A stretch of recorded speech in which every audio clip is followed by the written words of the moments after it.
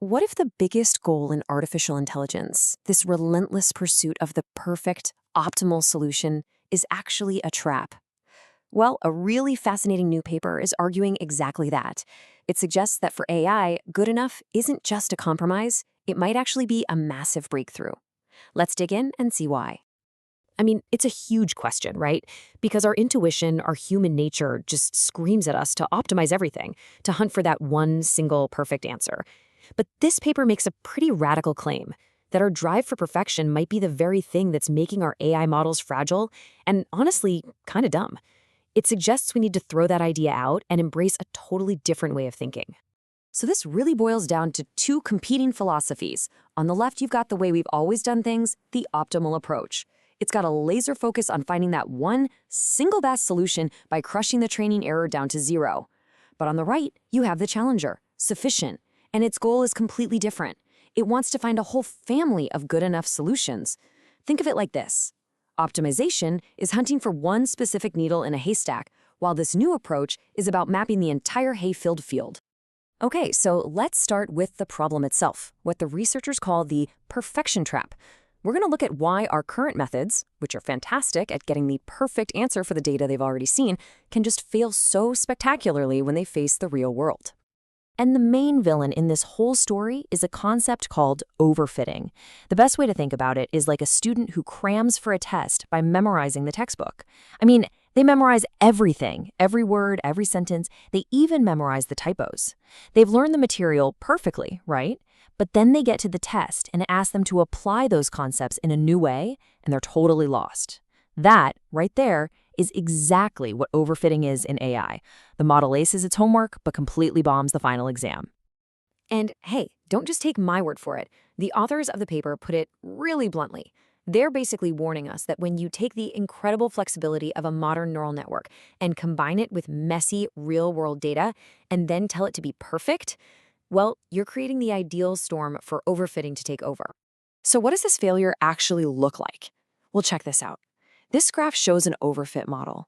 You can see the algorithm has twisted itself into this completely jagged, nonsensical line just so it can hit every single data point, including all the random noise. On paper, it's achieved perfection. It has zero error. But it has totally, utterly failed to understand the actual pattern. Okay, so that's the mess. This is what we're actually aiming for. This is the goal. We want a model that's smart enough to ignore the random noise and capture the true signal, giving us this beautiful, smooth curve that can actually predict new things accurately. So the billion-dollar question is, how in the world do we get this model instead of that jagged, useless one? And that brings us to the hero of our story, a totally new approach the researchers call simmering. It's a wild idea borrowed from the world of physics that completely embraces this concept of being good enough. So what on earth is simmering? Well, the analogy is right there in the name. Think about it. Instead of flash frying a model on high heat to get one single answer, which is kind of like optimization, simmering is more like letting a stew develop on low heat. It allows all the ingredients to interact and develop this deep, robust flavor.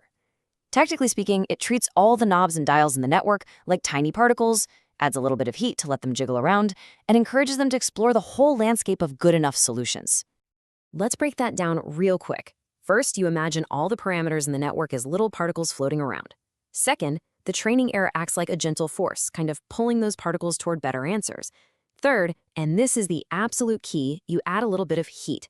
This makes the particles jiggle so they don't just fall into the single deepest, sharpest valley, which is probably an overfit trap. Instead, they get to explore all the wide, flat, stable valleys, all the good enough spots. The result is you don't get one brittle answer, you get a whole team of strong solutions. Okay, that all sounds really cool in theory, but the big question is, does it actually work? Well, the researchers put simmering to the test against the industry standard methods, and honestly, the results are pretty jaw-dropping. The first thing they tried was just wild. They took models that were already broken, models that were overfit using a really powerful standard optimizer called Atom, and then they just applied simmering to them after the fact. And the results were immediate. Across image classification, complex physics data, you name it, simmering was able to come in, retrofit these broken models, and seriously improve their performance. It literally repaired the damage that the pursuit of perfection had caused. I mean, being able to fix broken models is already super impressive, right? But it just begs the obvious next question. What happens if we don't even bother with optimization in the first place? What if we just simmer the model right from the very start? And wow, the results are just stunning. This chart shows a direct head-to-head competition on a common image classification task. After 20 training cycles, you can see the standard methods like early stopping and dropout are just stalling out, right around 76% accuracy. But then you look at simmering, and in the exact same amount of time, it just blows right past them. That's right, over 82%. Look, this isn't just a slight improvement, this is a knockout. By taking the time to explore that landscape of good enough solutions, Simmering found a model that was fundamentally more robust and way better at generalizing. But hold on, it gets even crazier. When they tried it on a really hard language translation task, Simmering didn't just perform better, it performed better way faster. Just look at the training times here. To get to a similar high accuracy, dropout needed 60, that's 60 training cycles. Early stopping needed over 50. Simmering got the same job done in just 21 cycles. It's not just better, it's unbelievably more efficient. So when you see results like these, you're forced to zoom out and ask a much bigger question. Are we actually looking at a completely new paradigm for how we should train AI? Let's get into the deeper why behind all this success. Okay, the secret sauce here, according to the paper, is something called sloppy dimensions. It sounds technical, but the idea is pretty simple. In a huge neural network with millions of parameters, there isn't just one perfect setting. You can actually change a whole bunch of the parameters quite a bit without really hurting the model's performance. So instead of a single peak, you have these vast, flat landscapes of near-perfect solutions. Optimization acts like a hiker who's determined to find the absolute deepest, narrowest canyon. And they often get trapped by some random noise. Simmering is more like a drone, soaring over the whole mountain range and mapping out all the wide, stable, and much more useful valleys. And this really gets to the heart of why this new approach is so necessary.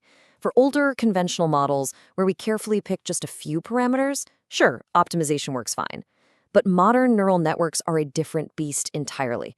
Their intelligence is emergent. It just sort of arises from the complex dance of millions of parts. Kind of like how consciousness arises from neurons. You can't just optimize an emergent system like that. It demands a totally new way of thinking.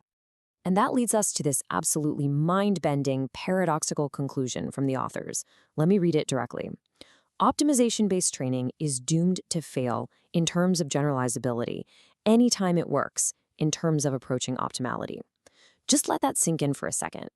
What they're saying is that the very moment an optimizer succeeds at its job, at perfectly minimizing the training error, it has almost certainly failed at the real job, which is to create a model that actually works in the real world. So, this leaves us with a really fascinating final thought. This research strongly suggests that for our most complex creations, this relentless hunt for a single perfect answer is just a fool's errand. It turns out that a diverse collection of good enough solutions creates something far more robust, more adaptable, and ultimately just better. And it really makes you wonder, doesn't it? If this is true for our artificial minds, what does it say about how we approach big problems in economics or engineering or even in our own lives? Maybe the real key to solving our hardest problems isn't about finding the one perfect answer, but about embracing the incredible power of good enough.